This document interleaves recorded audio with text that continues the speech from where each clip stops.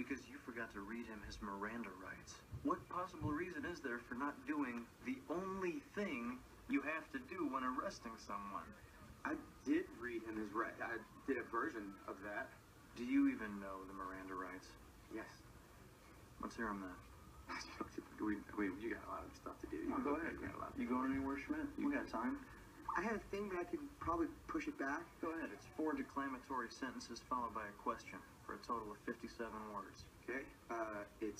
Look, it obviously starts with you have the right to remain silent. I know you've heard this before.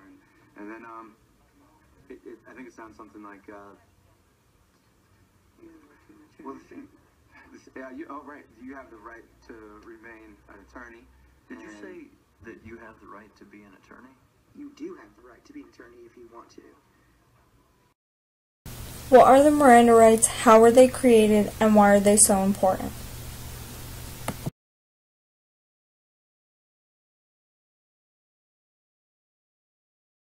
To begin this documentary, I will provide you all with some background information on the setting of the 1960s and the basics on Miranda v. Arizona case. During 1966, a very important civil rights court case took place. This specific Supreme Court case took place in Phoenix, Arizona. This case is known as the Miranda v. Arizona case.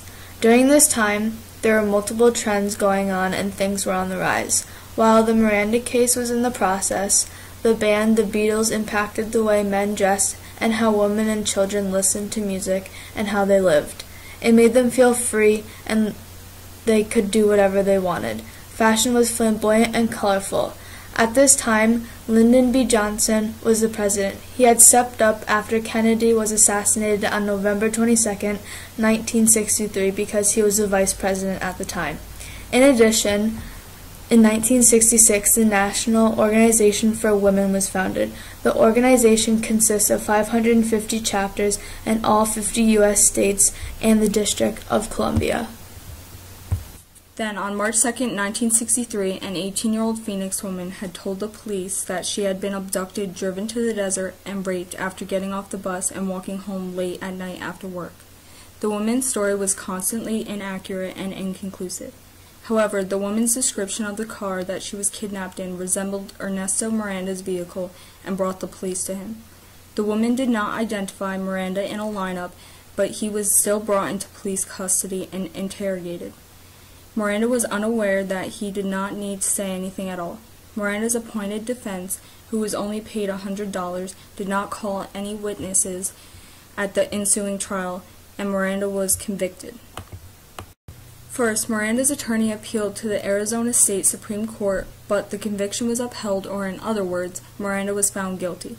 Then his attorney appealed again to the U.S. Supreme Court. In order for the Supreme Court to review the case, there had to be a short written petition by the loser in the lower courts. Once the short petition is granted, then the loser of the lower court must write a brief, which is more longer and detailed. In this case, Miranda wrote in his brief that his confession should have not been included in the lower courts. His confession should not have been included because the exclusionary rule states that forcing someone to confess is illegally obtained evidence. Next, the oral arguments took place, and Miranda's position stated he had the right to a counsel under the Sixth Amendment. However, Arizona stated that Miranda never asked for an attorney, and the Escobedo rule states if a person requests for one, they can have one. Shortly after, the court ruled in Ernesto Miranda's favor with a vote 5-4. The court ended up ruling in Miranda's favor because 1. The officers did not inform Miranda his rights to an attorney, which is in the Fifth Amendment.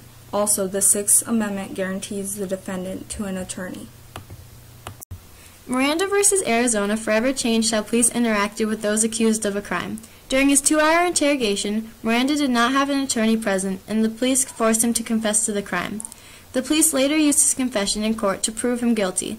His confession was forced and illegally obtained and violated the Fifth Amendment because his confession caused him to incriminate himself. And also the Sixth Amendment rights had been violated because he had no knowledge of having a right to an attorney. Chief Justice Earl Warren stated the majority opinion. The person in custody must, prior to interrogation, be clearly informed that he has the right to remain silent, and that anything he says will be used against him in court. He must be clearly informed that he has the right to consult with a lawyer and to have the lawyer with him during interrogation, and that if he is indigent, a lawyer will be appointed to represent him. This became the foundation to the Miranda rights. The Miranda rights state, "You have the right to remain silent. Anything you say can and will be used against you in court of law.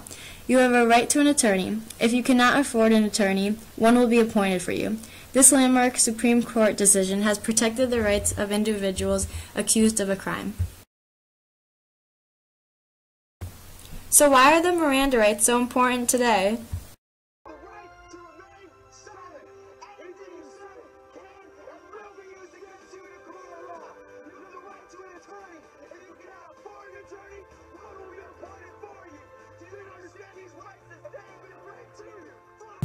As shown in this previous video, the Miranda rights impacted today in many ways.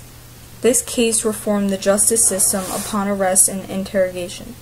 These rights stimulated the public reaction that the Miranda warning has given criminals and suspects rights they do not deserve. Lastly, it has revolutionized the treatment of criminals. This case changed the way criminals were treated because it made the Fifth and Sixth Amendment more clear. Throughout this documentary, we have explained how important it is for a criminal's rights to be stated. If these rights were not put in place, the treatment of criminals would be unfair.